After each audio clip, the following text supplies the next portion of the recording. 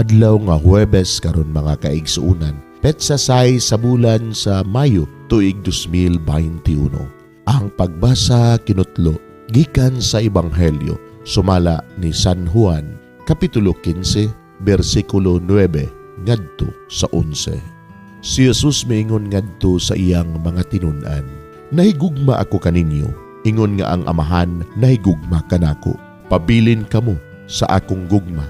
Kung tumano ninyo ang akong gisugo, magpabilin kamo sa akong gugma. Sama nga ako nagtuman sa mga sugo sa akong Amahan ug nagpabilin sa iyang gugma. Gisultihan ko kamo niini aron mabatunan ninyo ang akong kalipay ug mahingpit ang inyong kalipay."